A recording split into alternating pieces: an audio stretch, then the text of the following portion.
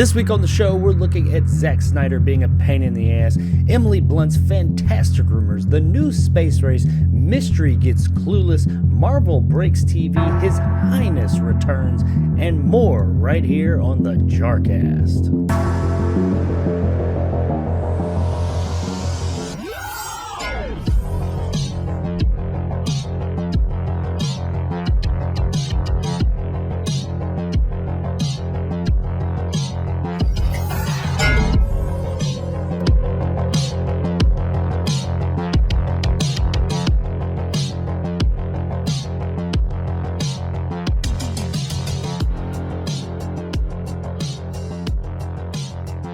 Welcome to episode 18 of the JARcast Movie Podcast. It is May 17th, and I am Jake from Jacob Anders Reviews, your host. Slow week in the movie news world this week, but we still got a few tidbits to talk about. There was one big breaking story that came out just today, and we're going to touch on that a little bit, but not too much because we want to see how that develops before I give too much of my opinion on the whole situation.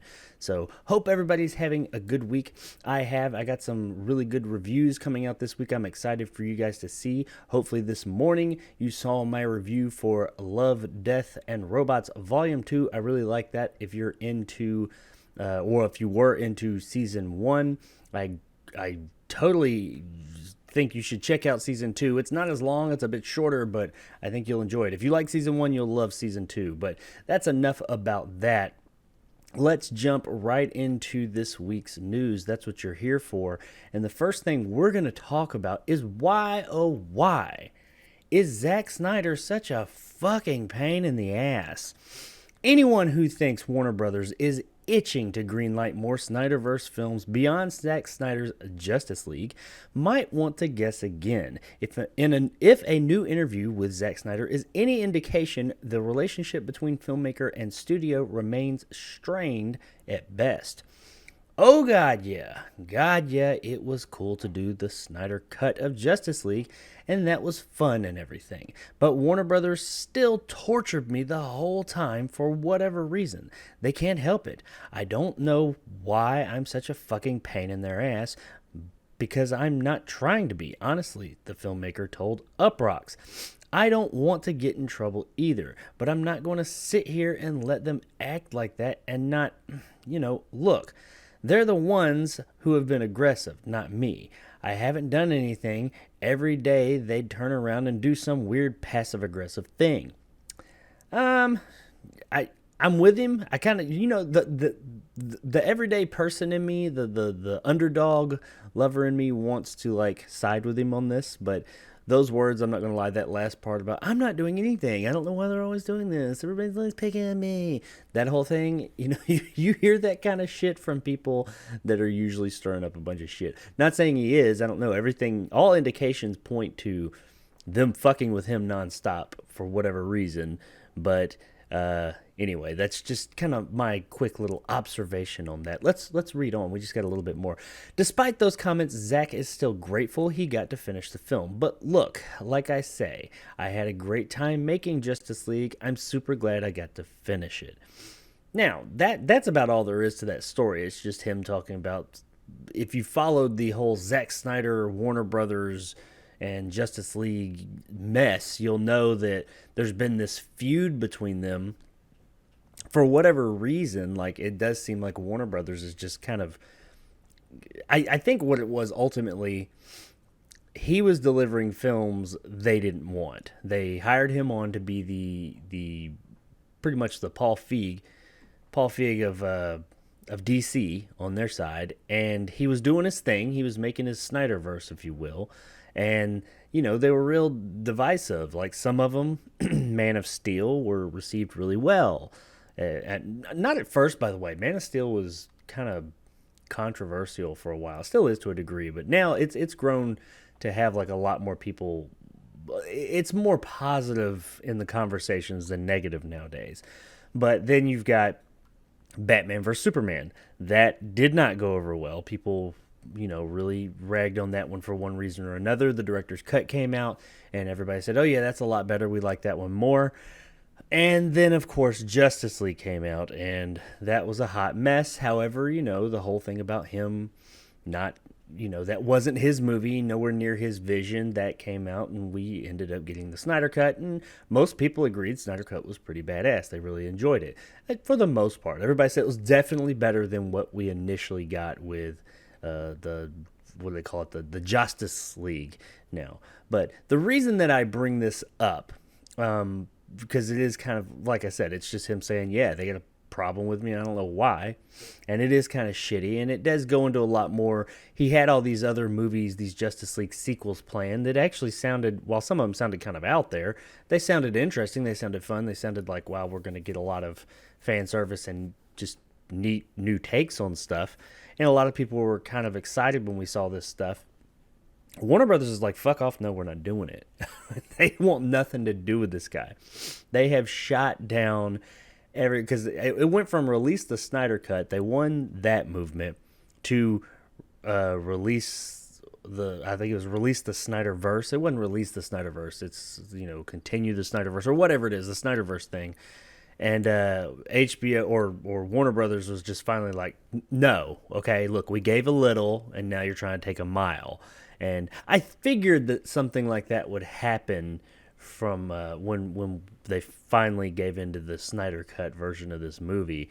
I figured there was going to be more, because that is what happens. Now, I'm not agreeing with Warner on this, and I'm not agreeing with the fans. Some would call toxic. I'm not really sure about that, but we're not here to talk about that. I am agreeing with, it's somewhere in the middle. I do think that when you give in to the fans in that way, and I'm a fan, so, I'm talking about myself. I wanted the Snyder Cut of Justice League as well, as much as the next guy.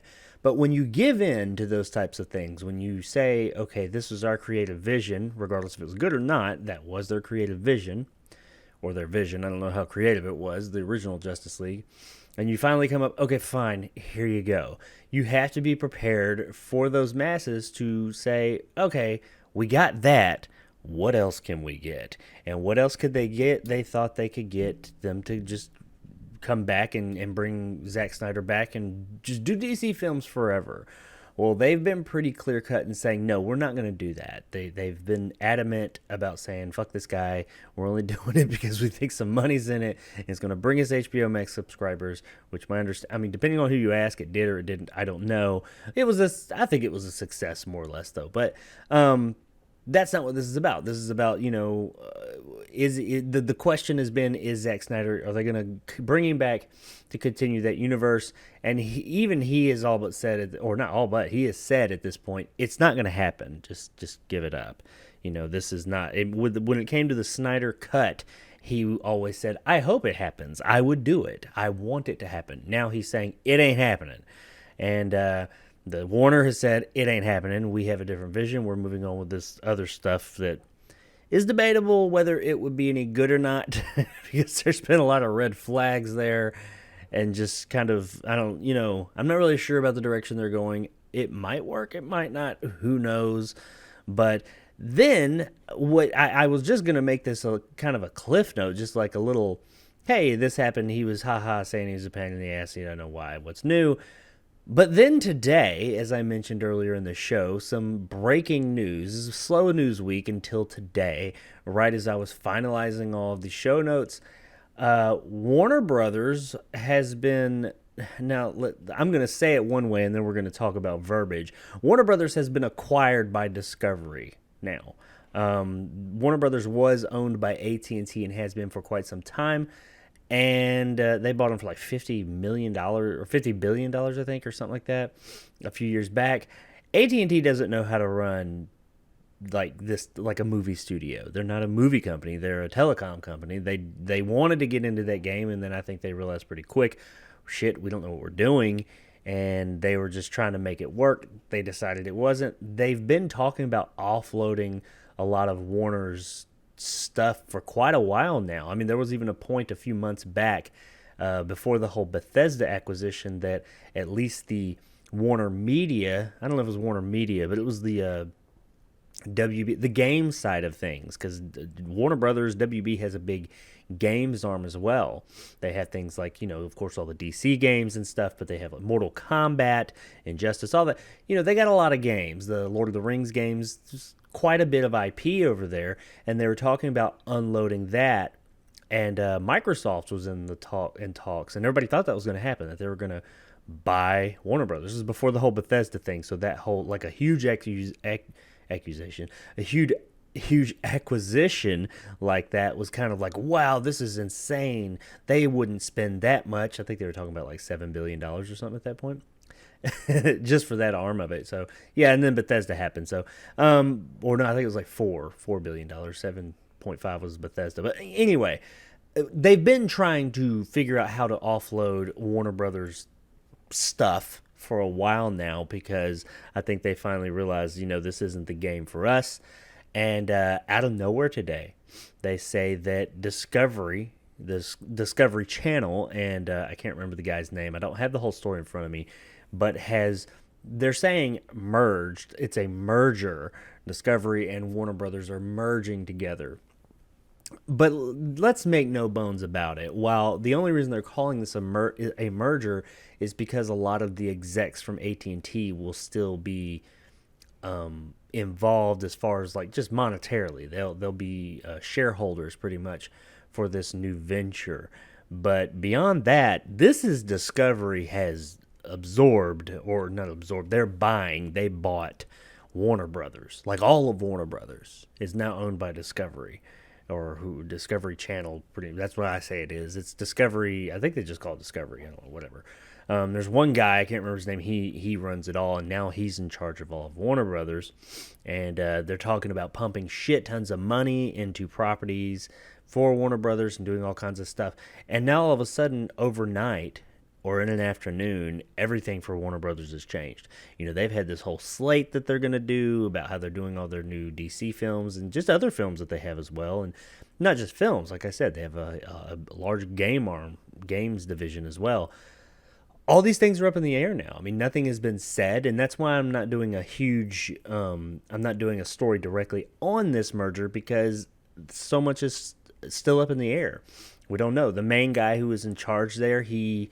apparently, as I was doing this, like, just more news kept coming out, and all of it was some of it was speculation, some of it was rumor, some of it was maybe not. Hey, this is a for sure thing. It happened. It's happening, or I think it has actually happened. The paperwork's been signed, but the guy who's been running Warner Brothers apparently is they're having him exit. So who knows what they're going to do? And the reason I bring that up with this story is because. Of course, inevitably people said, oh, does that mean now they're going to, restore the Snyderverse? That's what it is. Does that mean they're going to restore the Snyderverse now? Who the fuck knows? I don't know. If there's money in it for them, sure, they might. I don't know. I don't think anybody knows what the hell the Discovery Channel is going to do with Warner Brothers. I had no idea that the Discovery Channel or Discovery Network or Discovery, whatever it is, was that, flush with cash that they were able to buy fucking Warner Brothers. But hey, there it is. Apparently, they have their own streaming network or something like that, and it has a huge viewership. So, I never really just viewed Discovery as that big. I knew they were a thing, but I didn't think it was that big of a deal. But apparently, I was wrong, because they just bought fucking Warner Brothers. So I don't know if this just means everything that's in the pipeline right now is just going to keep on moving and they're going to go with it, or if they're going to scrap everything like Disney did when Disney bought like Lucasfilm and or bought Star Wars and Marvel. When they bought Marvel, I don't think it was much of a change immediately, but when they bought Star Wars, they like halted everything and put the kibosh on all this stuff that had been long standing in the Star Wars universe. So they may or may not do that. We don't know. We'll find out. But I guess this kind of sort of somewhat possibly gives a little bit of hope to more Zack Snyder Justice League stuff. Or at least that Discovery and now Warner would be open to it, dependent upon who stays at Warner and how hands-on Discovery decides to be. It sounds like the guy in charge of Discovery wants to be very hands-on. He's very excited about this. But the other question we have to ask, though, is at this point, does Zack Snyder want to go back to that universe? He talks highly about the IP, but he's moved on to Netflix now. He's made Army of the Dead that just came out this past weekend, is coming to Netflix next week, I think it is. But would he be, because he's signed a contract with them now, so he's going to be doing some Netflix stuff probably. He's speaking very highly of Netflix. Is Zack Snyder going to want to come back to Warner Brothers, even though they're under new management, if you will? Is that something? Has it been soured enough for him to where he's like, I don't want to do this? Who knows? We don't know. We'll find out though. I'm interested in seeing where this story goes. Hopefully by next week's show, we'll have more details and I might talk about it more then. But for right now, all we know is that Zack Snyder is apparently a pain in Warner Brothers' ass and he doesn't know why, and they're constantly fucking with the guy. Now, moving on from there, something totally unrelated, which is, I'm cool with that. And we're going to move on to the absolutely beautiful and electric, if you will, Emily Blunt, and some things. She's putting the kibosh on some stuff. She's setting some shit straight. Some long-standing rumors that apparently aren't rooted in fact that many of us have thought maybe they possibly were for some time. And I'm talking about the Fantastic Four and Miss Blunt and her husband, John Krasinski, being part of the Fantastic Four. Well, she's got some, she wants to set that record straight finally. So, ever since Disney purchased 20th Century Fox and paved the way for a new Fantastic Four film from Marvel Studios, fans have been infatuated with the idea of real-life couple John Krasinski and Emily Blunt taking on the roles of superpowered couple Mr. Fantastic, aka Reed Richards, and the Invisible Woman, aka Sue Storm. Blunt, who recently appeared on The Howard Stern Show to promote A Quiet Place Part 2, was asked by the long-time radio host if she was going to appear as the titular comic book character. That's a fan casting, Blunt said. No one has received a phone call. That's just people saying, wouldn't that be great? Blunt said she doesn't believe that superhero movies are beneath her. In fact, she said in another interview with Entertainment Weekly that it irked her heart when she had to pass on the opportunity to play Black Widow in Iron Man 2 due to a contractual obligation to star in Gulliver's Travels. Despite this, she hasn't found something that really speaks to her in the superhero genre. So there it is. Everybody who's been going on and on for the longest about John Krasinski and Emily Blunt being in Fantastic Four or in talks for Fantastic Four. No, they're not, and they never have been. That's all fan talk. Like she said, no phone calls have even been made. They've never been approached about it. Do I think it would work? I mean, I think Emily Blunt and John Krasinski are both great actors. I mean, look at Quiet Place and Edge of Tomorrow for her, which we'll be talking about in a minute, and The Office with John Krasinski and some of the other things he's been in. Yeah, I think they're both great actors. I think that they could do it, but it doesn't sound like they want to do it, and it also doesn't sound like anyone who's in charge has wanted them to do it enough to give them a call. I did think it was interesting that down here in here, I did not know that she was, and this may be common knowledge, I just didn't know, that she was in the running back in the day. I guess would have been like 2010-ish, that she was in the running to play Black Widow. So we could have had a world where Scarlett Johansson was not Black Widow, but Emily Blunt was Black Widow. So that's interesting, but instead she lost out to that because she says a contractual obligation for Gulliver's Travels. I don't think that one panned out as good as Black Widow would have.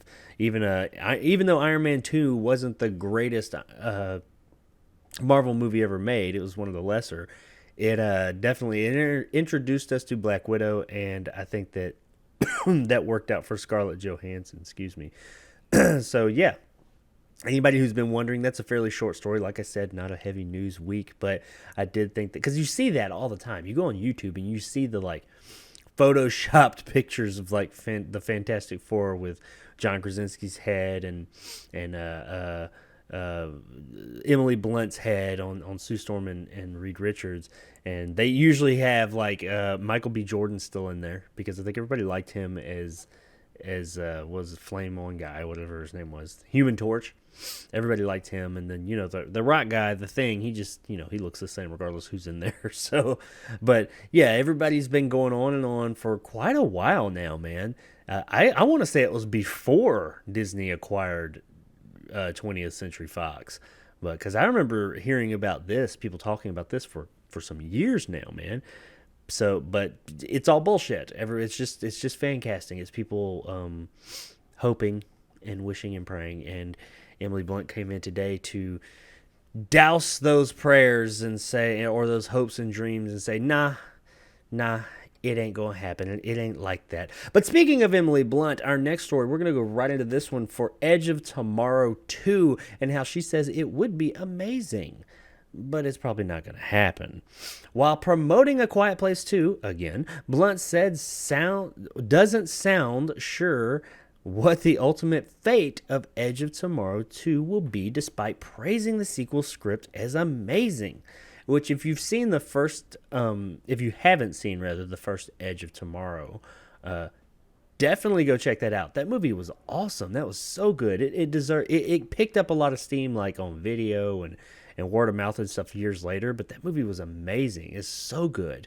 But definitely check that out. It also sometimes gets mislabeled and named Live, Die, Repeat. That's not the name of the movie. That's the tagline of the movie. But no, it's Edge of Tomorrow. Go find it. It's great. It's got Tom Cruise, Emily Blunt, Bill Paxton before he passed. Just a great flick. Really fun. Very Groundhog Day with aliens. So a good time. That was an amazing script, but I don't know what the future holds for it. I did read a script that was in really good shape, but it's just a matter of if that can even happen now, the British actress tells Entertainment Weekly. I don't have the straight answer on that one. On the Howard Stern show, Blunt was even more cynical about the sequel's prospects. We wanted to make it. Honestly, I think the movie's too expensive, she admitted. Yeah, I don't know how we're going to do it. I think that it's hard to align everyone's schedules. I would love it. Doug Liman would love it. Tom would love it.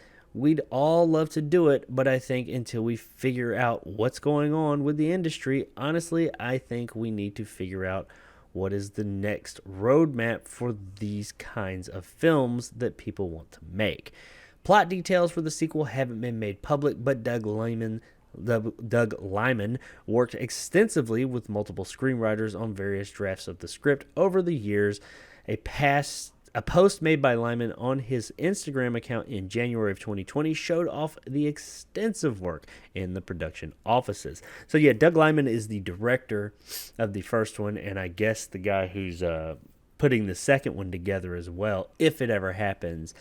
Man, I really want this to happen. Kind of. I do and I don't. Because, you see, the end of Edge of Tomorrow kind of had... I mean, I guess you could expand anything, and who knows what direction they're going to go. I do know that it's based on a manga. So, a comic book, a Japanese comic book. So, I'm assuming there might be more story there. Based on the way that they ended it, though, there's not. It had kind of a definitive end. It's not like the first one ends on a cliffhanger or anything like that. It gives it a... here's an end. I do wonder how they would, because what made the movie was the whole Groundhog Day with aliens thing.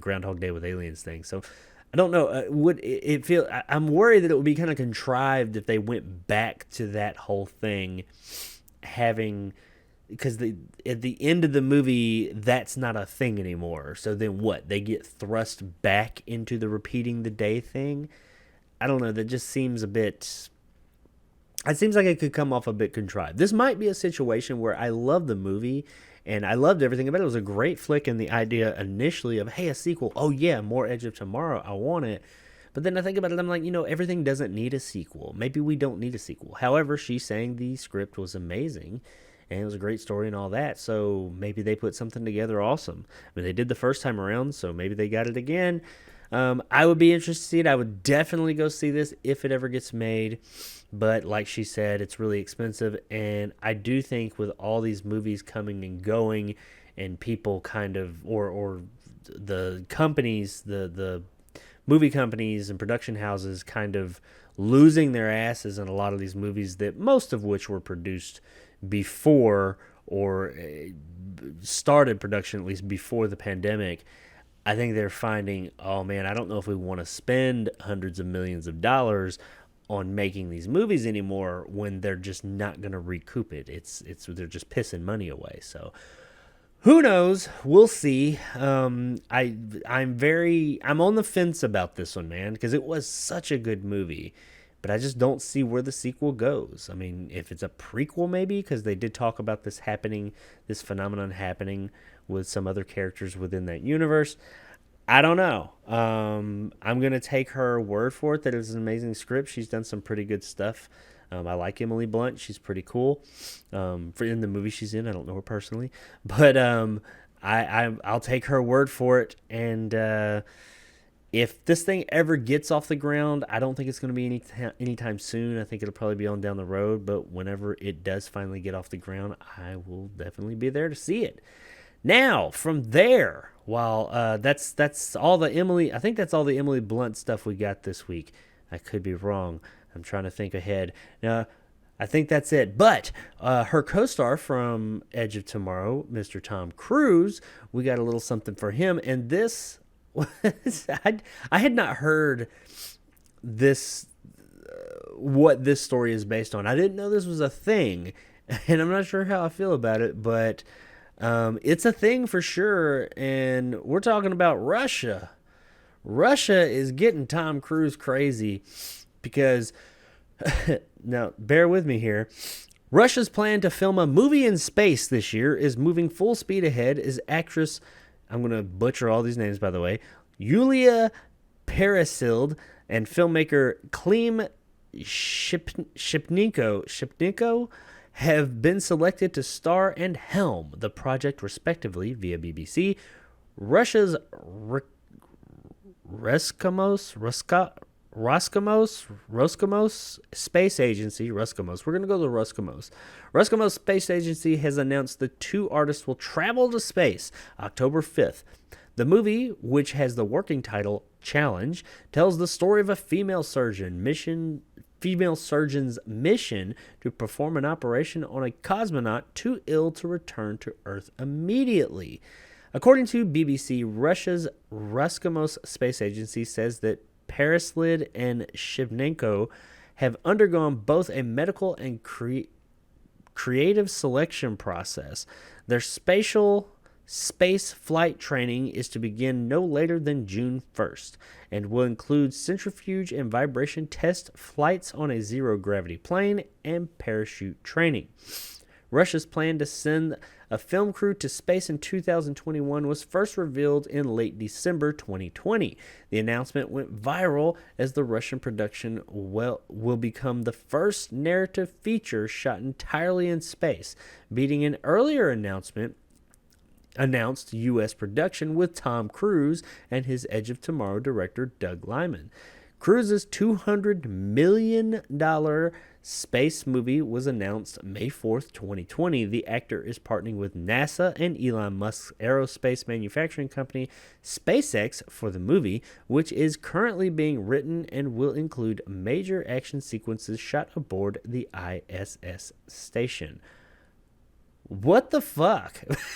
There's essentially, they've essentially created a new space race from back in the 60s. The space race is back on, but now it's who, either America or Russia, which one of us is going to get to space and make a fucking movie? Oh my God. Why? That's all I want to know. Why? Why do we want to go into space and make a fucking movie? I guess because we can. But I don't understand. What is the benefit of shooting a movie in space for either? I mean, authenticity maybe? It just seems terribly, like, confined. I mean, I just don't see that there's going to be, like, not have... I'm at a loss here. I can't even speak. They're just not going to have all the resources they would as to making this movie here. And with the things that we can do with film nowadays, you can make a space movie that is authentic and realistic here on Earth. This seems just like a promotional thing.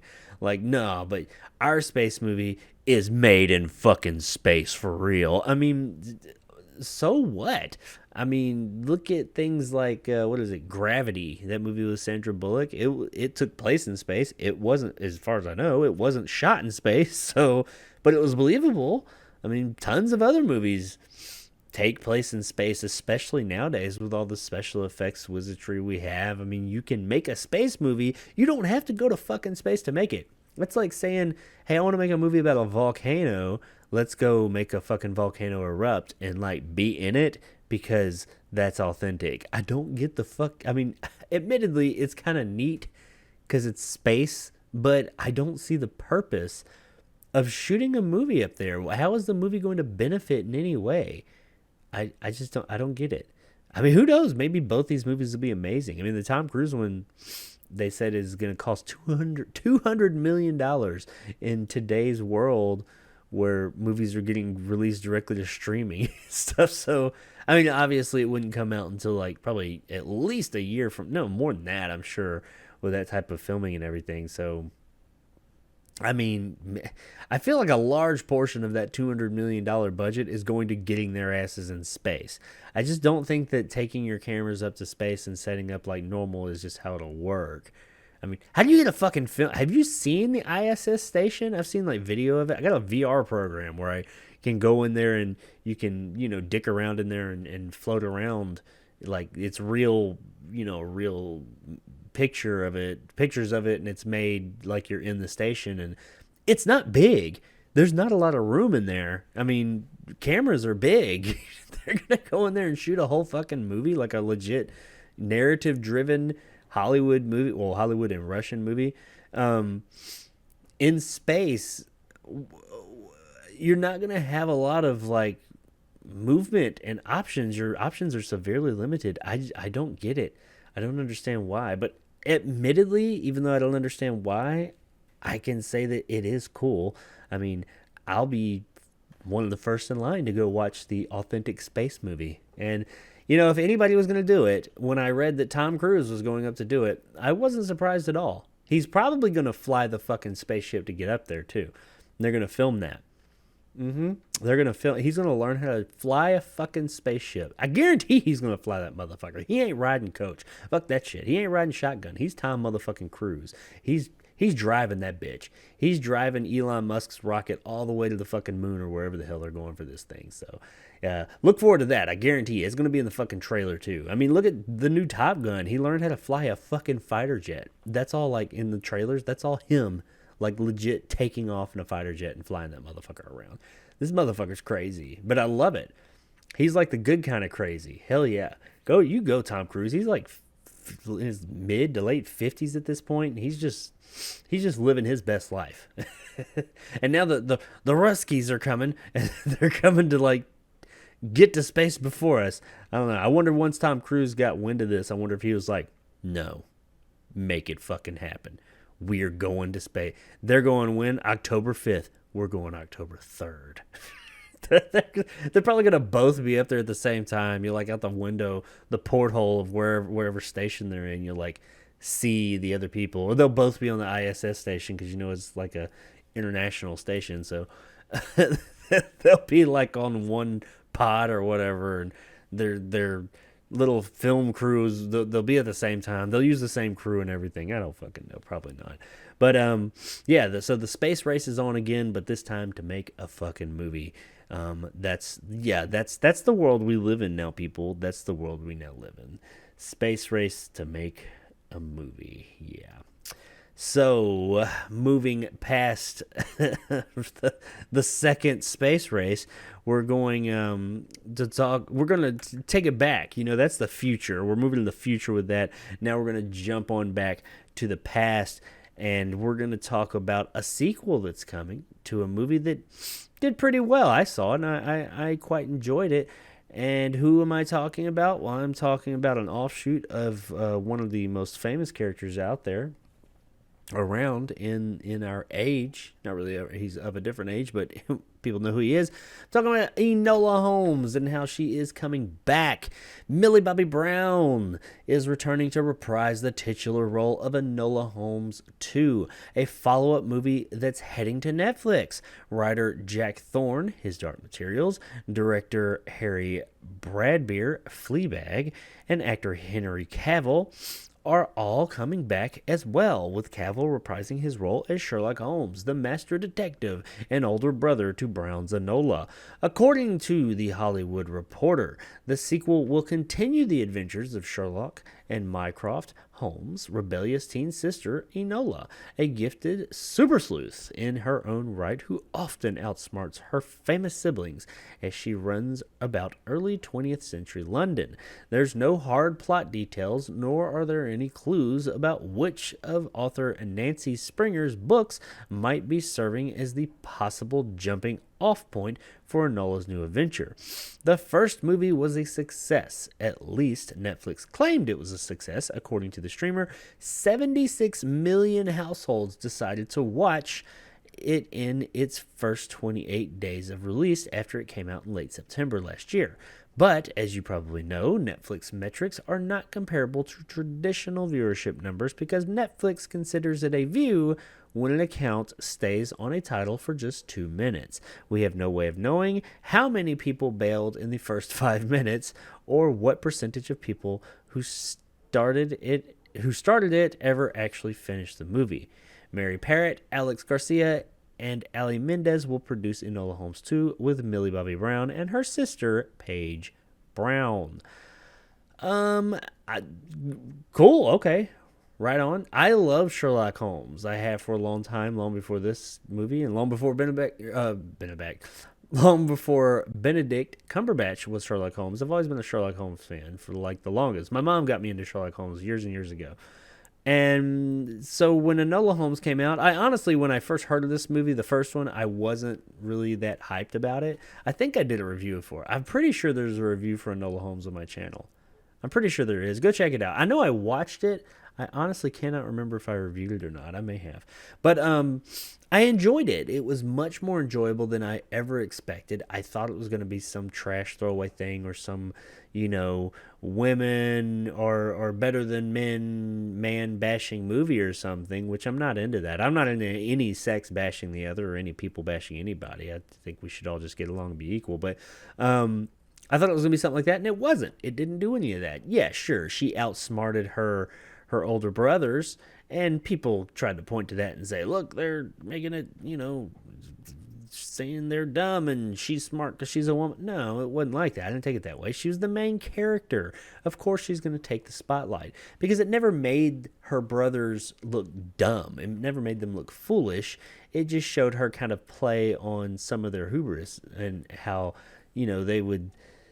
She did outsmart them, but she's one of them, and they outsmarted her too some, or Sherlock did to a degree. So I thought that the way that they portrayed that in the film was really good. Hopefully they do that with the new one as well, because it is a slippery slope, and it's one of those situations where you could have this message and really push it too hard and try and ram it down people's throats. So, and I think the movie was all the better for it because it didn't sit there, and I think the message of she's really good and she's female is there just because she is. It doesn't have to be rammed down your throat. Just tell a good story, and the fact that she's a strong female protagonist will sell itself. You don't have to sell it any more than it already is. So just tell an interesting story like you did the last time, and I'm cool with it. It's apparently based on a string of young adult novels. I could see that. I mean, in watching it, I'm like, yeah, I could see it, but it was really high quality. It wasn't as,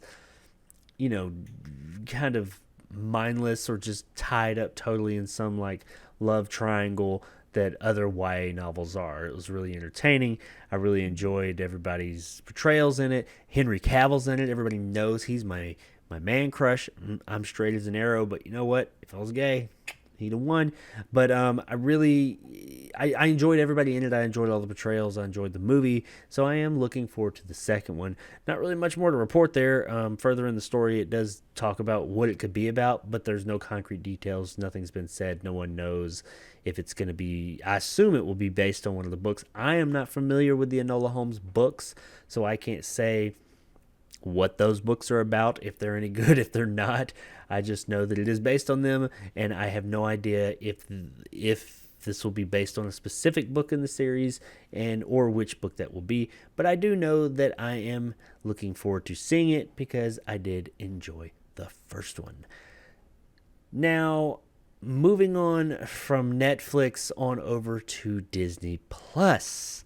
They're probably I'll say their main competitor. I'd say it's mainly Disney Plus, Netflix, and HBO Max now.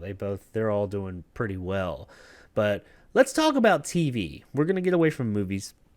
And we're going to talk about TV, and we're going to talk about Disney Plus, most notably Marvel. And I think the question of the day, because I never really thought of this, and I didn't know until this story, but I know what the story's talking about, but I didn't realize that this was happening. This thing that's going on. But apparently, I guess the question is Marvel TV setting trends, or is it fixing what's not broken? Variety talks to several TV writers and showrunners who are concerned that Marvel Studios may be doing away with the role of the showrunner altogether. Now, if you don't know about showrunners, which, I mean, I wasn't 100% educated on them. I got the basics of it. You know, let's read on, and I'll explain why that could be problematic, and I get where these guys are coming from. For decades, TV has traditionally run on the showrunner model, in which one, and occasionally two, writer-executive producers run the show and have the final say. But Marvel has been judiciously avoiding using the word showrunner to describe the roles of the creatives who are spearheading the writing side of the show, instead calling WandaVision's Jack Schaefer and Falcon and the Winter Soldier's Malcolm Spellman head writer. Variety writes, effectively, the studio is making its TV shows as if they were roughly 6-hour movies, applying the same production methodology. It's used for the 23 unprecedentedly successful interconnected feature films that comprise the Marvel Cinematic Universe. That means empowering directors to lead a lot of creative decision making in collaboration, can't read tonight, it's late, sorry, in collaboration with a small cadre of hands-on Marvel creative executives who are with the project from the beginning and report up to Feig. That's Paul Feig. Variety, the guy who's in charge of all of Marvel. Variety notes that writers outside of the Marvel sphere fear that Marvel's approach will diminish the wide creative autonomy showrunners have traditionally wielded in TV, with directors and executives not just calling more shots within the production, but also sitting in the writer's room and requesting rewrites. That's where I think things get sticky for them. We'll talk about this more in just a second. Really, real quick, before I jump into the next part, I'll explain slightly for those of you that aren't, not that I'm like an industry insider, but I mean, I kind of follow this stuff a lot, but showrunner TV has always been hey, this is where the deeper stories are told. Not always, but especially in the past 20 years where TV has really blown up and become more cinematic. Movies has always been, hey, here's the big spectacle. TV has always been, hey, here's where you can get the real deep, long game stories. Now, the spectacle side of things is typically the director and things like that. They want to make an entertaining big thing within an hour and a half to 2 hour, maybe a little bit more time frame. Writers want to write. Writers want to tell long stories.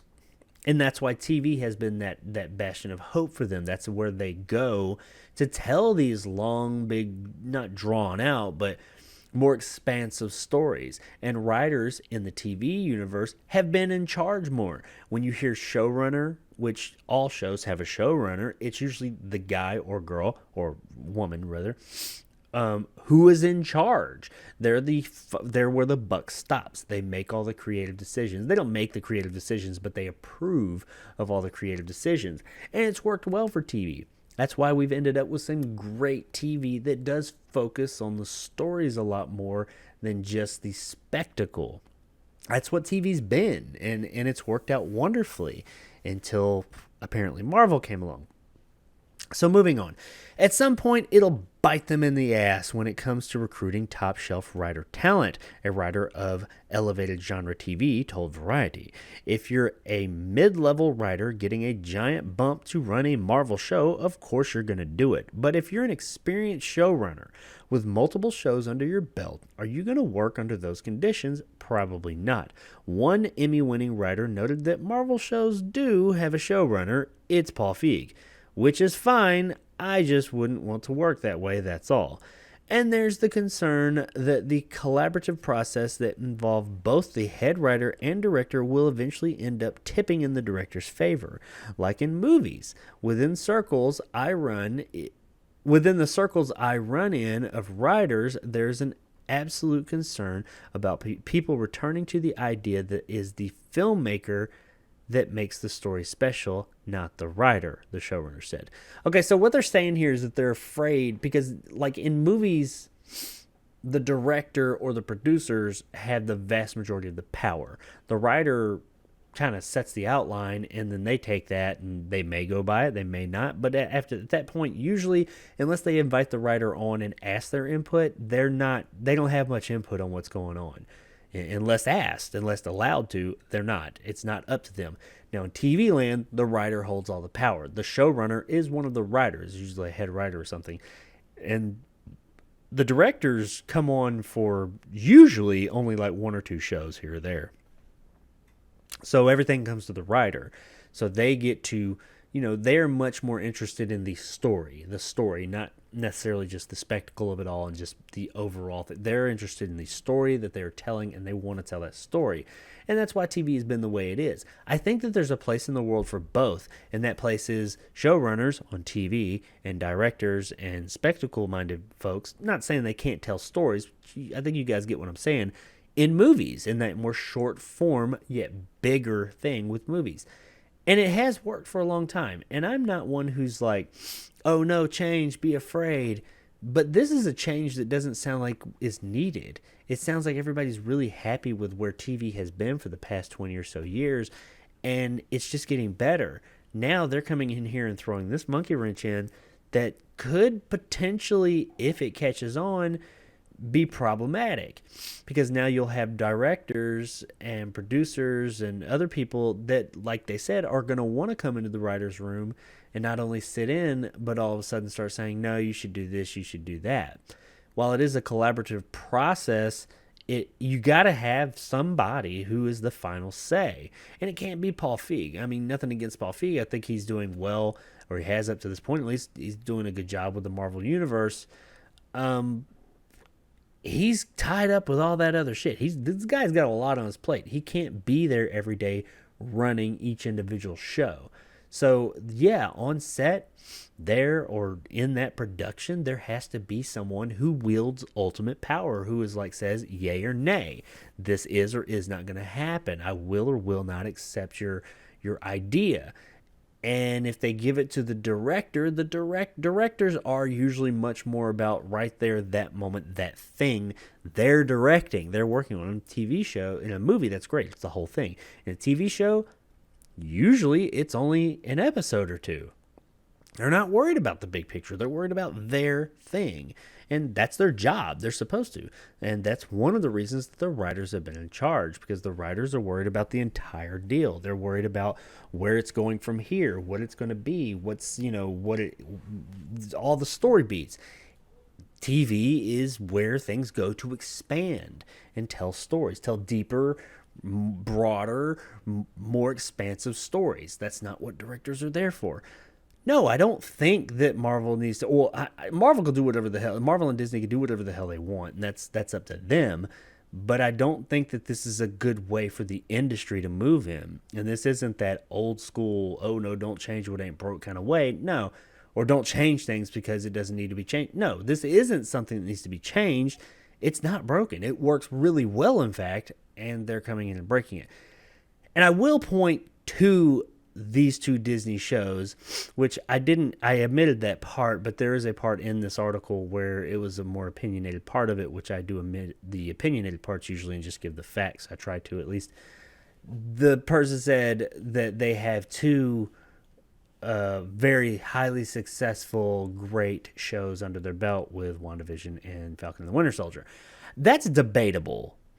Like, really, that comment that this model has worked well and it was successful.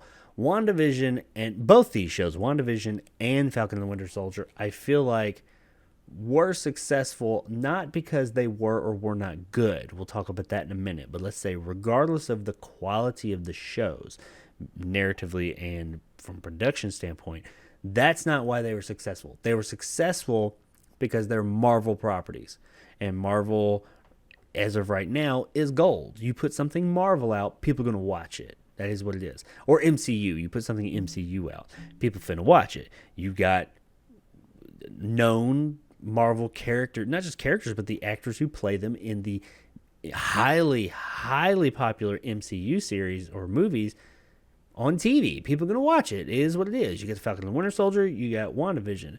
Now, from a creative and from how people have liked it, the reception to these shows, WandaVision, my understanding, once again, I have not seen WandaVision as of yet. I missed the train, I missed the bus on that one, and I just haven't gotten around to it. I will eventually.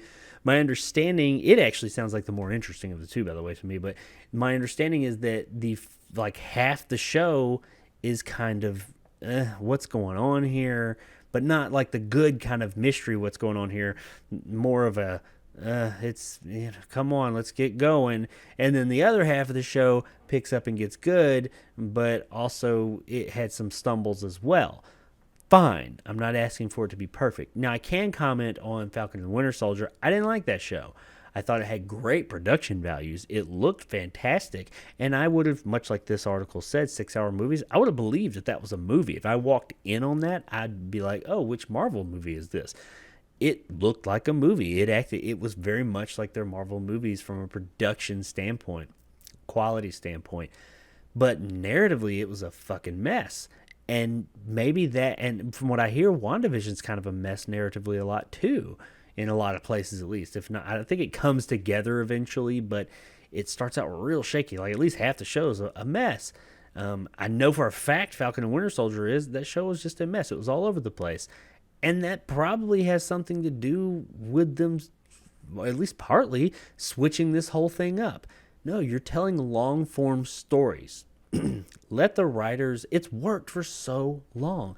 Let them be in charge. Let them do their thing. It's worked. It doesn't mean the directors don't do anything or they don't have that, have say-so in things, but it's just a different dynamic from directing movies to directing TV. You got to understand, this director's there for a few episodes at best, and then they're out.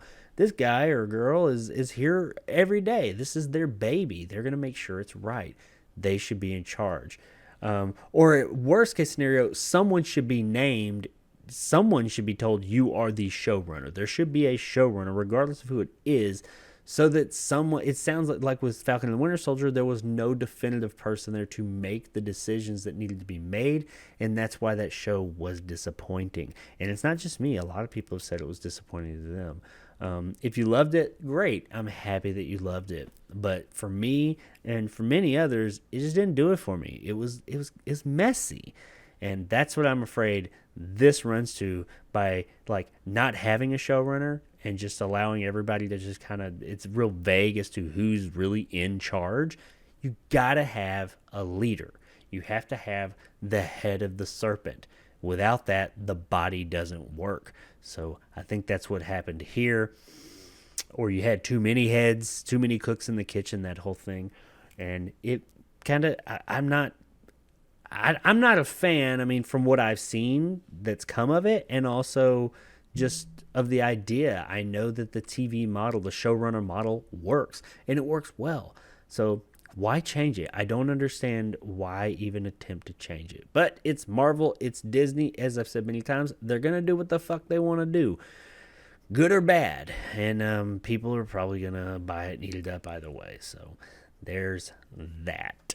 Now, while Marvel's trying to change everything up and go a new direction, we got Warner Brothers over here trying to maybe reel it in a little bit and bring us a little bit of that old to something new. And I'm talking about Michael Jordan, his airness, returning for Space Jam: A New Legacy.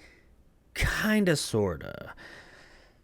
Don Cheadle recently appeared on Access Hollywood to talk about the Showtime series Black Monday, and during the interview, he was asked if we'll see Michael Jordan in Space Jam 2.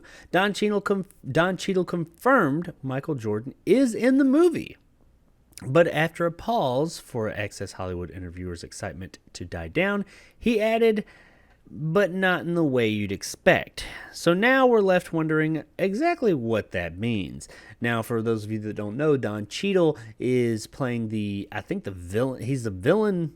I don't know if he's like the main villain, but he is in charge of this serververse thing that Space Jam 2 is taking place in. So I guess he's kind of the villain or something. So he's in the movie. But this is a question I've been wondering I thought, no, he just wasn't going to be in it. But I have been curious as to, why isn't Michael Jordan at least going to cameo or something in it? And I figured we would have heard about it by now. But apparently, yeah, he's going to be in it, but not in the way that we think. Now, considering all the digital characters who are appearing in this movie, thanks to the Warner Brothers serververse, I hate that fucking name, by the way, but anyway, it could be that there's a digital version of Michael Jordan that we'll see as some kind of quick cameo, maybe even used as some kind of gag. Another possibility is that Michael Jordan could appear in animated form in the style of the Looney Tunes. LeBron James, who is is it LeBron James? Yeah, who's in the movie? He I think becomes animated at some point in the trailer, at least. Pretty sure. So that might be it. Maybe Space Jam 2 is taking an even bigger swing with Michael Jordan appearing as a robot version of himself that the Goon Squad uses to try to defeat LeBron James and the Toon Squad. Maybe. None of these would require Michael Jordan to actually do anything for the movie. They could even use old audio from Jordan's many media appearances. We'll just have to wait and see how Michael Jordan comes into play in Space Jam: A New Legacy when the movie arrives in theaters and on HBO Max starting on July 16th, 2021. So right around the corner. I mean, we're talking 2 months? Month and a half, 2 months from now? We'll say 2 months. 2 months, we'll find out then. Now, this movie, I'm up in the air about, man. I really enjoy the original Space Jam with Michael Jordan. I watched it just the other day, actually, for the first time in quite a while. And, yeah, it's corny, and Jordan and the other real-life people, basketball stars and stuff, are real stilted. But it just works in this in that context of Space Jam. I do feel like Space Jam was lightning in a bottle, and I'm kind of like, how are they going to capture that again? How are they going to take something that just should not fucking work and make it work again? Because I don't think it should have worked the first time, but it does. It just works. It was a really good time. It's fun. It's pretty enduring. This new one, though, feels like it's trying really damn hard. That and all the shit that's surrounding it about how they've been cutting stuff out because it's, I guess, too PC, or not PC enough, rather. Like, Pepe Le Pew won't be in it because apparently he's a rapist. I guess. that trips. That's serious. That's like a real thing. People got a major problem with Pepe Le Pew because he's a rapist. I mean, he's okay. He's a cartoon character. He's a skunk. But anyway, and something about Lola Bunny's butt, I guess, being too big or something like that. Whatever. None of that matters. Michael Jordan's going to be in it somewhere. I don't think it's going to be a big role. I would be surprised if Michael Jordan even visited the set to do anything for this role. It's probably going to be either, I don't think it would be him in the background. depending on how this serververse thing works and why all these characters are there, unless it's like a digital version of him or something, maybe it'll be like a video of the last game or the last movie, and they'll show him in it that way, or I don't know. I think it's going to be something like that. It's not going to be like Michael Jordan actually came there and filmed anything. I mean, he may have, but I doubt that. It's probably just going to be something from the last movie or some digital version, or just like this says.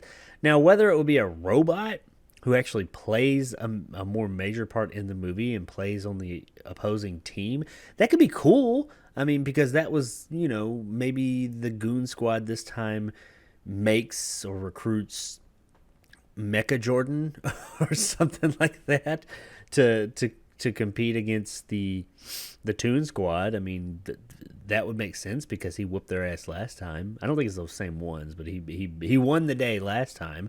So maybe make their own robot version. I could see that. I mean, that could be interesting. That could be fun. It could be a fucking disaster too. This movie could be fun, but it could also be a fucking disaster. But we're gonna find out. I'm not holding out a ton of hope for this movie. I'm looking forward to it just because I do love the first one so much. But admittedly, I'm not. I'm very cautiously optimistic coming into. I'm just cautious. I'm not even optimistic, really. I'm not gonna lie. I saw the trailer and it just reminded me of Ready Player One with all the cameos and stuff. I'm afraid that's all it's gonna be. Is just Warner Brothers cameos galore. That's all it's gonna be, and just like, hey, did you spot all this one in the background and that one? Ironically enough, in the trailer, it shows the guys from the Clockwork Orange are there doing a cameo, but Pepe Le Pew can't be there. But the rapist, the literal rapist from A Clockwork Orange, can be there. I'm just saying. Has anybody caught that? That's a thing. It's in the trailer. It shows them like near courtside. So anyway, yeah, Michael Jordan. Anybody who's wondering, yes, he is going to be in Space Jam 2. We don't know exactly what capacity he's going to be in Space Jam 2, but he is going to be there nonetheless. So if you're a huge fan of Space Jam 1 and you're going to see Space Jam 2 and you're just wondering where the hell is Michael Jordan, well, he's going to be there some way, somehow.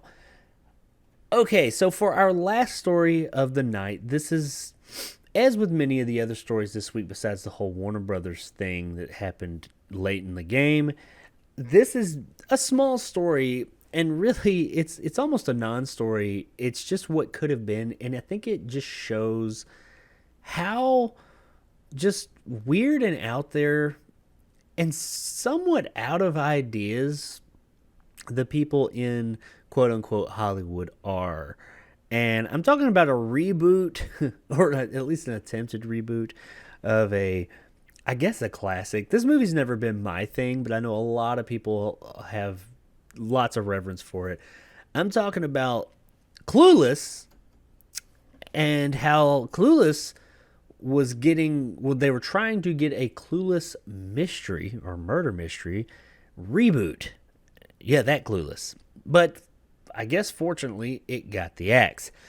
The Clueless mystery reboot has been passed over by NBC Universal streamer Peacock, which is already planning a new take on the 1995 movie starring Alicia Silverstone, Brittany Murphy, and Paul Rudd. Per The Hollywood Reporter, Peacock, home of such resurrected IPs as Saved by the Bell and Punky Brewster. They rebooted Punky Brewster? Really? I need to check that out. I loved Punky Brewster when I was a kid. Has passed on the mystery series version 9 months after picking up the project, which was penned by Jordan Redout and Gus Hickey, Will and Grace, and Man with a Plan. But the streamer still hopes to redevelop Clueless as a different update. So it's still coming. It's just not coming as whatever the hell this Riverdale shit was going to be. Initially sold to the streamer in August, this initial Clueless reboot was described as a baby pink and bisexual blue tinted, tiny sunglass wearing, oat milk latte and Adderall fueled look at what happens when Queen Bee Cher disappears and her lifelong number 2 Dion steps into Cher's vacant Air Jordans. How does Dion deal with the pressures of being the new most popular girl in school while also unraveling the mystery of what happened to her best friend? What the fuck? Who came up with that? I've seen Clueless. I'm not the biggest fan of it. I don't hate it, but I'm not like the biggest fan of it like some people. I know what it's about. Where did you get this from that? The fuck? And what is it? A baby pink and bisexual blue tinted? Is bisexual blue a color? If so, why is it called bisexual blue? Does bisexual? Admittedly, maybe I'm out of the loop on these things, but is the official color of bisexuality blue? I'm not being an ass here. I'm really not. I'm curious. I didn't know that was the official color of bisexuality. It was blue. Anyway, moving on. Apparently, Peacock axed the idea, but they seem to be intent still on reviving Clueless in some capacity, which we've seen fail before. A Clueless sitcom starring Rachel Blanchard taking over as Cher, but with Dash continuing her role as Dion, aired for 3 middling seasons on ABC and UPN. So yeah, they've already rebooted it once. I do remember that. I remember that being a thing. It's been rebooted once, and now they're wanting to reboot it again. But I guess the good news is they're not rebooting it as a murder mystery or a mystery or whatever. I don't know if it's a murder mystery, but what I don't know why do they even want to go that way? I mean, that sounds like the idea behind an episode of a show like that, not like the whole fucking show. The whole show is centered around the disappearance of the main character of the original movie that it's based on. That, I mean, how do you sustain that for an entire run of a show? Unless it's gonna be like a miniseries or something, maybe. Like I said, it sounds like the plot of an episode, maybe 2, but not like the whole show. What the hell? See, this just kind of shows how like creatively bankrupt a lot of. That sounds so trendy. Hollywood's creatively bankrupt. I mean, but they kind of are. I mean, they're coming up with bullshit like this. I get why they're just going to play it safe and go back to like the old way and say we're just going to remake it again in show form and, you know, hope it works. Like spaghetti, just throw a bunch of it at the fucking wall and see what sticks. It may not. I don't know. Clueless is really popular, but it's also one of those properties that I feel like Alicia Silverstone as that character kind of made it. And also that property was very 90s. I don't know if it exists. I don't know if these characters exist outside of 1995 or, you know, the mid 90s. It was a very 90s movie, and while you can watch it and enjoy it, especially for nostalgia's sake, I don't know I feel like these characters, while they had their faults for 1995, they were endearing to a degree.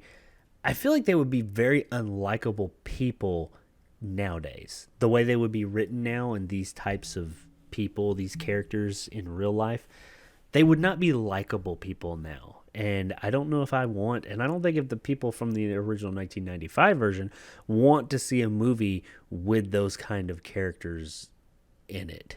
I could be wrong. I don't know. We're apparently going to find out. It's going to be on Peacock because, you know, everybody's got Peacock, I guess. The Peacock will be changing soon, by the way. Also, I did a story on that quite a few episodes back.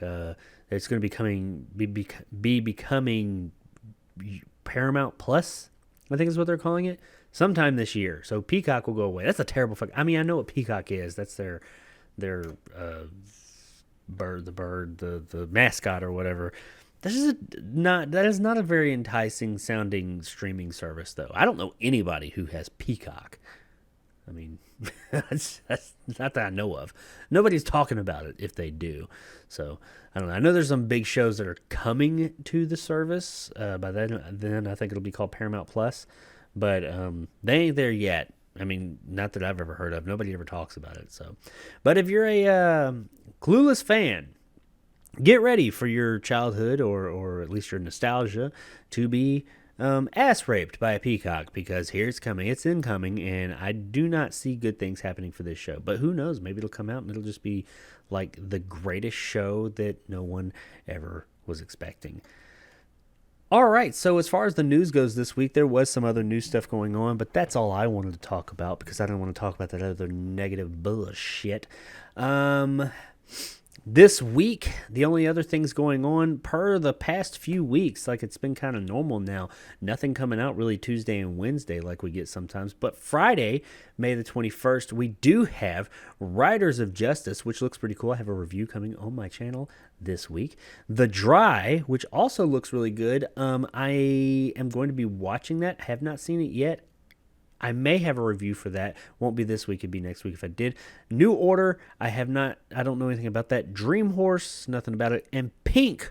All I know so far, which I believe is a concert film. So that's all this week. Nothing big this week. Preparing for Riders of Justice is garnered a lot of buzz, but nothing like massive. However, next week, of course, we do have A Quiet Place 2 coming out, and then pretty much every week after that, with the exception of a few, there's at least one big movie coming. I think Conjuring 3. Is it 3? Yeah, Conjuring 3 is after that. Fast 9. I don't think it's right after that. I think it's another skip a week and then Fast 9 and et cetera, et cetera. So, but that's it for the releases this week. Now, I do have 2 trailers I want to look at this week, and the first one actually came out today as I'm recording. This is the second time in a week, well, not a week, but the second show in a row, rather, that a trailer actually came out the day of, so I'm getting to see something or review something or react, rather, to a trailer that is fairly new and not like a week old. So that's good. That's a plus for the channel. And I'm talking about the new Snake Eyes trailer. It's a G.I. Joe Origins movie, which, I don't know, after, the last Origin movie that I saw that actually said this Origins in it was Wolverine, X-Men Origins. So I don't know how that'll work out. I mean, the G.I. Joe movies are kind of divisive as they are. Well, they're not really divisive. I think most people don't really care for them. The second one was pretty good. First one was a movie, but we're getting Snake Eyes, arguably one of the coolest characters in all of the series, in all of its incarnations. He's got his own movie now, and we got this short little trailer to take a look at and see if we're gonna like what we see. So let's take a look at Snake Eyes, G.I. Joe Origins. Oh, that just started.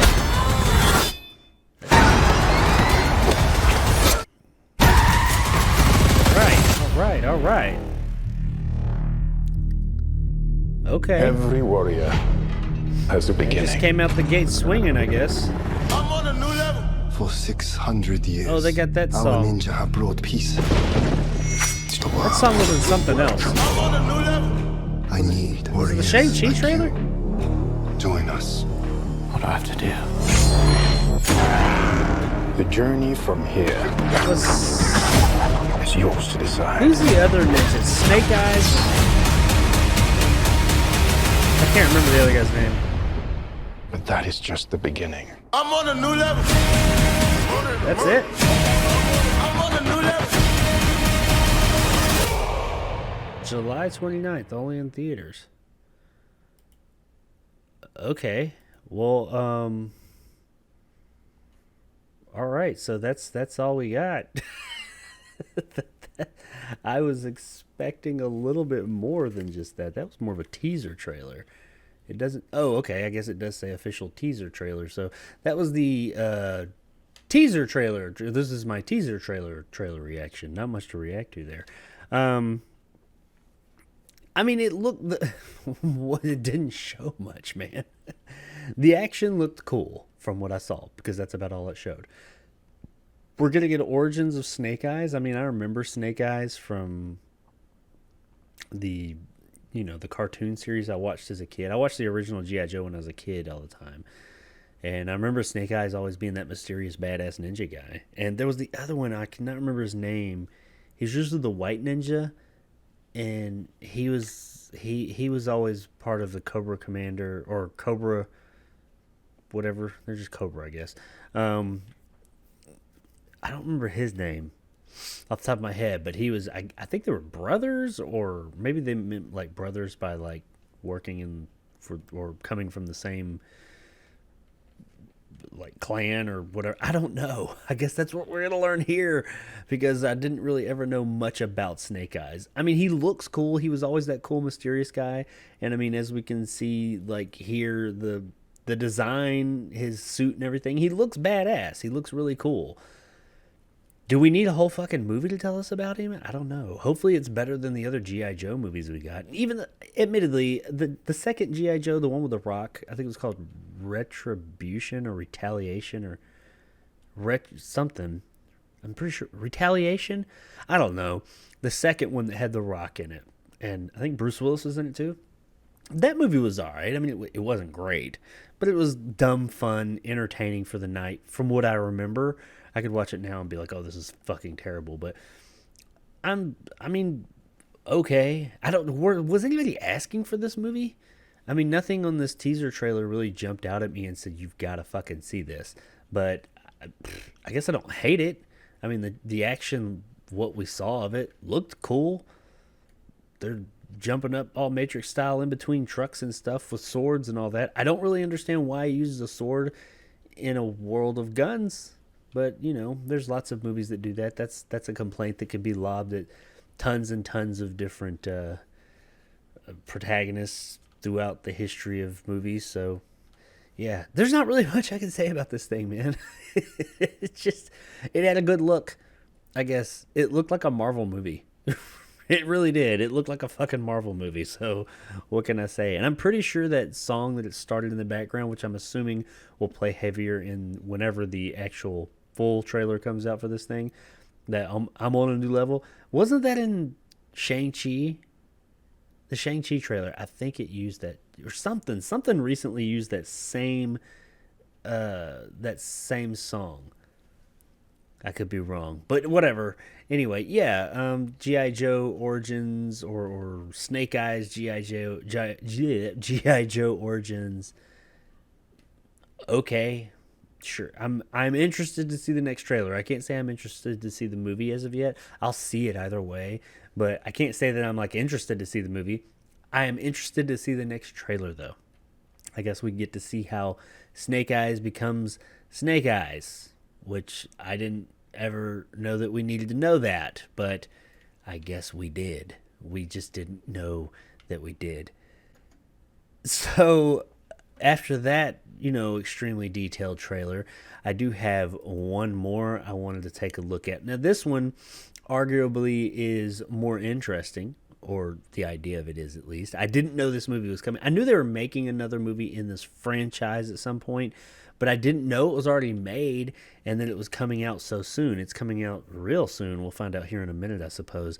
But I'm talking about The Purge. They've made a new Purge movie. It's going to be the final Purge movie, at least for a while, apparently. It's going to tie up the Purge saga. I believe the last one we got was the final Purge. I can admit that I did not watch that movie. I didn't finish that movie. I started it and I never got around to finishing it. It didn't grab me enough to finish. It might be good. I don't know. But what I saw of it, I didn't hate, but I was just like, I never went back to finish it. But, yeah, this one apparently, that was a prequel, of course. This one is apparently a sequel to not that one, but the one before it. I think it's called Election or Election Year or something like that. So, but yeah, let's check this one out and see what they've got in store for us for the next Purge. Because I thought at the end of that Purge, didn't they end the Purge? I don't remember. It's been a while since I've seen that movie. Well, let's talk about this, or let's look at this movie and let's see what's up with it.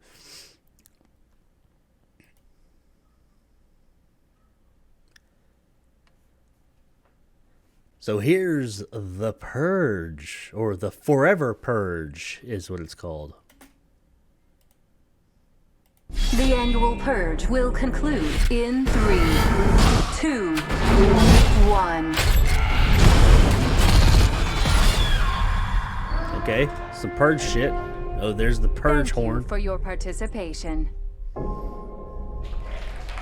We survived. All police and emergency services have been reinstated. Oh, so is this like All after the crime, Purge? including murder, is now illegal. Come on, let's get to work. One night only. Rest of the year is peaceful.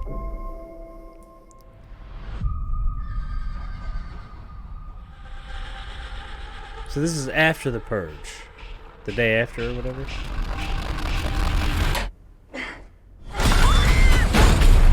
Help me! Help me! The purge is over, please! Uh-oh. No, I guess- it ain't. I guess they're doing extended Purge. Nobody hear the sirens? There's no crime anymore. Anything goes. You rich can't hide behind your steel walls no more. Powerless. How's that feel? It's the real purge. The forever purge. The forever Purge. Hurry up! Okay. They're coming! So what? They're just... Come on! Follow me! I don't think it's called the Purge nowhere if safe it's to forever go. Purge. It's just murder and mayhem. No way to get help. Oh my god. We gotta find another way to get out of here. Ooh.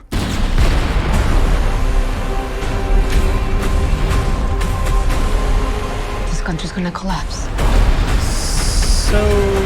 Mexico is opening its borders for the next 6 hours. Let's go. It's not a Purge anymore. It's We're in just this together. non-stop revolt and mayhem.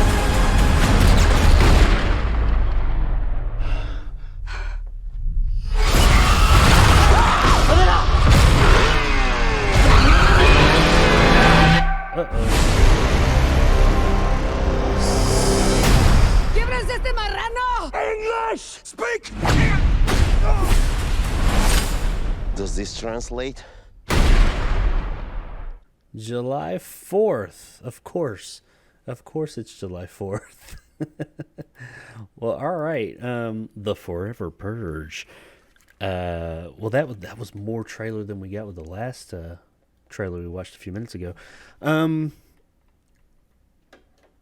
I've always enjoyed the Purge movies. You know, their escapism. Who hasn't thought about, what if the Purge was real? But like I said at the beginning, at the top, I didn't finish the last one, the final Purge, or not the final Purge, the first Purge, I think is what it was called. It just didn't grab me. I probably need to go back before I watch this one. I'll probably go back and watch it. I don't remember it being particularly long, so I'll probably go back and watch it and see if it had anything to offer. But I did see all the movies, well, at least within chronologically, I get, because that one's a prequel. I saw the movie that would have come before this narratively, which would be the election year, whatever it's called. I think it's election year. So I guess now the Purge it's not the Purge. These people are just said fuck the Purge and fuck everything, and we're just gonna go murdering the shit out of everybody. But the whole thing behind the whole government Purge thing is if you break the rules, they're gonna like come down on you hard. Like the government is going to like come down and God's hand destroy you. Like if you do any crime or anything like that outside of the Purge. So where the fuck is that? Where is that all bullshit? So what's the point of the Purge in that? Because the Purge was supposed to be, I mean, yeah, people releasing that anger and aggression or whatever that everybody builds up, but also, hey, the threat was if you break the rules of the Purge, you're gonna regret it. It doesn't look like there's much regret because it looks like they was fucking up a whole bunch of shit. It'll be interesting. I mean, I don't know. Is this too far? Is it too much? I don't know. What is it? Because if the Purge was a real thing, there would be people that would do, maybe not to the level that it looks like they have in this movie, but there would be people that would push out those boundaries. They would push them out and say, you know, the sirens just went off, but, you know, is that an Eastern time, Central time, Pacific time, you know? So I feel like there'd be some asshole who would be like, oh, daylight savings or something. They would play the dumb game or something like that. I do. This is the final Purge movie, is my understanding. That's how it read. That's what it says. This is going to be the last one, or at least for a while. So, yeah, I mean, I'll watch it. It's July 4th. I didn't look to see if it's only in theaters or if it's going to be streaming. I'm sure it'll stream.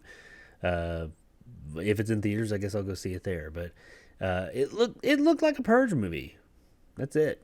It looked, because I get it. What are there, 5 of them now? Before this one? 1, 2, 3, 4. No, I think this is the 5th one. I mean, after 3, 4, 5 movies, you can't just do that. Well, you shouldn't just do the same thing over and over. So I get they're trying to mix it up a bit. I don't see. I say I don't see the point of it, but that's mainly because the last 2 Purge movies have been much more political in nature. I guess they've always had political commentary, but the movies have really leaned into that political commentary a lot. In the last one, I noticed as I was watching, even though I didn't finish it, and the one before that, I mean, it was called fucking Election Year. It definitely leaned into them too. So maybe this one seems like it's getting a little bit more back to basics, like with the second Purge. Not so much the first one, because that was more of a home invasion film, but with the second one, Anarchy, I think it was called. It seems like this is getting more back to that kind of vibe of just, people trying to survive insanity and not telling this bigger, political landscape story. So I'm cool with that. I like that. I like the idea of just this unbridled kind of nutcases running around with there is no save. You don't have to make it through the night. You just have to make it, because they ain't stopping. The Purge is forever. It's the forever Purge, as that one guy said. I'm going to guess that they're in Texas. I'm going to go with Texas. See, like, the whole ranch and cowboy thing going on. In Hollywood, if there's ranches and cowboys and deserts, it's Texas. So, yeah, I'm going to go with that. Even though there's a lot more places than that. Come here. I live in Nashville. You'll see. But, I mean, yeah, okay. This looks... It looks good. I mean, it's fine. If you're into the Purge movies, this looks like it'll be right up your alley. If you're not, probably not going to be your thing. But I'll check it out. I'm looking forward to it, I guess. I mean, I can't say I'm looking forward to it, but I'm not like... I don't look at it and just say, oh my God, I'm just never going to watch this. This is terrible. I just, whatever. It's another Purge movie. It's kind of like the Saw movies at this point. They skipped a year or two, but... remember how they used to say, it's Halloween, so it's time for another Saw, or whatever they say? I feel like that's how the Purge movies are when they come out. It's like, hey, it's whenever they come out. I don't know if they come out at the same time. It's a new year, so it's time for a new Purge. So, but hey, okay, the forever Purge. Sure, why not? Fuck it, let's do it. All right, guys, so that is all I've got for this week. I really appreciate you guys coming and hanging out and watching the show and or listening. As far as the channel goes this week or the coming weeks, I, of course, as I've been advertising for the past few weeks, I have my all and top 10 video game movies ranked videos coming. I got the top or bottom 10 rather worst video game movies out. I do have a top 10 best video game movies ever made coming, and an all the other ones video. That is partly done, and hopefully it will be out by next week. I'm hoping, so I can move into my new comic book movie review series. I've got all that stuff queued up and ready to go, and I'm ready to jump into that and get kind of back into the swing of doing one of those a week, one of the movies in a series a week. I also have, and the first one in that series, by the way, will be Batman 66, the movie. I also have coming this week, though, Great White, shark movie in the vein of Jaws, Riders of Justice, A Quiet Place 1, that might eke out to next week, but A Quiet Place 1 review coming, leading up to the release of A Quiet Place 2 next week. And The Djinn, a movie that I had requested and quite a few people are talking about, and I just recently watched, and I already have that review shot, uploaded, and queued up. By the time you're reading or listening to this, it may actually be available. If you're listening to it on the premiere night, tomorrow morning, The Djinn. Yeah, check out the review. Don't want to give much away there. But yeah, all these movies coming soon to the channel, plus a lot more. I've got other ones as well. Also, tomorrow night, Retro Wednesday, depending on when you're listening or watching this, I am going to be playing through or starting up a game of Mass Effect Legendary Edition. I've purchased the game, have not turned it on once because I want my entire experience to be there on the stream. I might do more playthroughs throughout the week or continue that playthrough throughout the week on my Twitch channel, which nobody's on. If you are listening to this or watching it, check out my Twitch channel. I'm going to start trying to do some game streaming on there more often. It might not be like full-blown Retro Wednesday style streaming. It might just be me playing games, but I will be also streaming the Retro Wednesdays there at the same time as I do YouTube as well, trying to build that up a bit, do a little bit more game streaming over there. So check out Jacob Anders Reviews Twitch channel. It's just under Jacob Anders Reviews over there on Twitch. But that is all I've got for this week. And hope you guys enjoyed the show. Thanks for hanging out. If you prefer an audio version, if you're watching the video version and you prefer an audio version, you can check that out on all major podcasting platforms out there, be it iTunes, Google Music, Amazon, Spotify, all the major ones.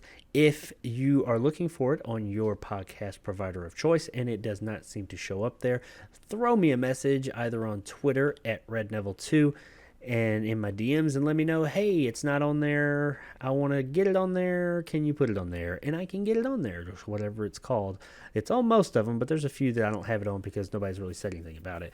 But yeah, I would also appreciate, even if you are just watching this, whatever your podcasting provider of choice is, if you would just go over there and check out the show there. It's a little bit different. It's more or less the same thing though, but check it out there. I am trying to build that up a bit and going to start promoting the podcast a bit more on those audio sides or audio sites as well.